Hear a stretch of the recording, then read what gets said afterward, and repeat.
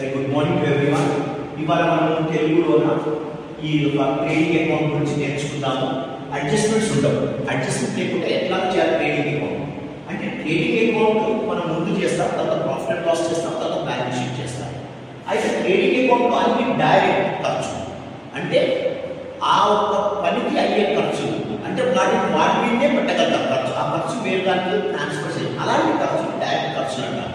అయితే ఇక్కడ మనం ఇటువైపు డెబిట్ వైపు కేవలం ఓపెనింగ్ స్టాక్ వస్తుంది, పర్చేజ్ వస్తుంది, మరి క్యారీ ఇన్వర్డ్స్, వేజెస్, మరి ఏమన్నా ఇది మన import duty, then abroad duty, then custom duty, excise duty, then gas, water, freight, మరి మిగతా డైరెక్ట్ ఖర్చులు వస్తాయి.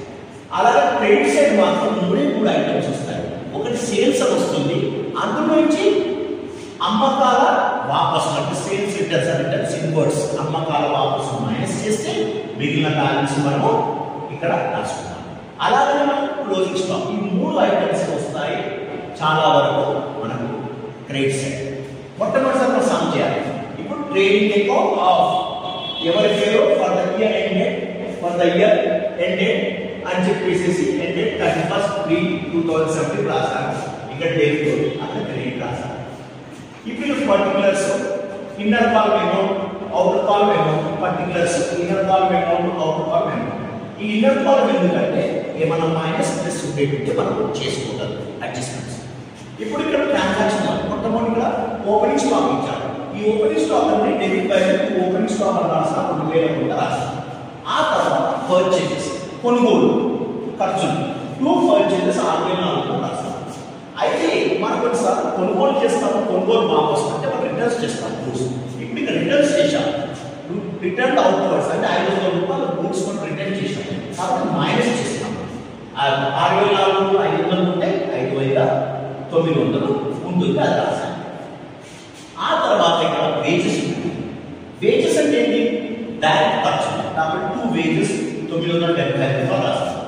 క్లియరింగ్ ఛార్జెస్, ఈ క్లియరింగ్ ఛార్జెస్ అంటే ఏంటంటే ఎప్పుడైతే మనం బయట దేశం నుంచి ఇంపోర్ట్ చేసుకుంటామో అప్పుడు ఎయిర్పోర్ట్లను మరి సీ పోర్ట్లను మనం ఇచ్చే గూడ్స్ని వాటి ట్యాక్స్ వాటి క్లియర్ చేసుకోవడానికి కొంత అమౌంట్ కట్టాలి. అది 500 రూపాయలు. ఇంపోర్ట్ డ్యూటీ మన గూడ్స్ని వేరే దేశం నుంచి ఇంపోర్ట్ చేసినప్పుడు మన గవర్నమెంట్కి వేరే దేశం నుంచి గూడ్స్ తెచ్చుకుంటున్నాం కాబట్టి దానిపైన కొద్దిగా ఇంపోర్ట్ ట్యాక్స్ కట్టాలి, కట్టేస్తాం 1500 రాస్తాం. దెన్ గ్యాస్ అండ్ వాటర్ మనం ఉత్పత్తి చేయాలన్నప్పుడు ఎంత ఉత్పత్తి చేస్తామో అంత గ్యాస్ అంత వాటర్ ఖర్చు అవుతుంది ఆ వస్తువు మీద కాబట్టి దాని డైరెక్ట్ ఖర్చు అంటాం. మనకి గ్యాస్ వాటర్ ఉత్పత్తి. అలాగే ఇక్కడ సేల్స్ అనేది 18,500 రాస్తాం. అందులో రిటర్న్స్ ఇన్వర్డ్స్ 700 అది తీసేయాలి. అది మన బాక్స్ వచ్చినాయి, మన కస్టమర్ వాపస్ చేసాం అంటే 18,500 మైనస్ 700 17,800 వచ్చింది. నెక్స్ట్ మనం ఉన్నది ఇక్కడ ఏంటి? క్యారేజ్ ఇన్వర్డ్స్ అంటే మనం గూడ్స్ తెచ్చుకుంటప్పుడు కొన్ని ఖర్చులు అవుతాయి, అవి క్యారేజ్ ఇన్వర్డ్స్ అంటాము. తర్వాత ఫ్యాక్టరీ ఇన్సూరెన్స్, ఫ్యాక్టరీకి సంబంధించి ఏదైనా సరే ఫ్యాక్టరీ రెంట్ కానీ ఫ్యాక్టరీ ఇన్సూరెన్స్ కానీ మ్యానుఫ్యాక్చరింగ్ ఖర్చులు కానీ మనం ఇప్పుడు ట్రేడింగ్ అకౌంట్లో డెబిట్ వైపు రాయాలి. 2 ఫ్యాక్టరీ ఇన్సూరెన్స్ 400. తర్వాత ఫ్రైట్ అంటే సామాన్ తిండికి మనకు కొంత ఖర్చు అవుతుంది ట్రాన్స్పోర్టేషన్, అది ఇక్కడ 3000 రాశారు.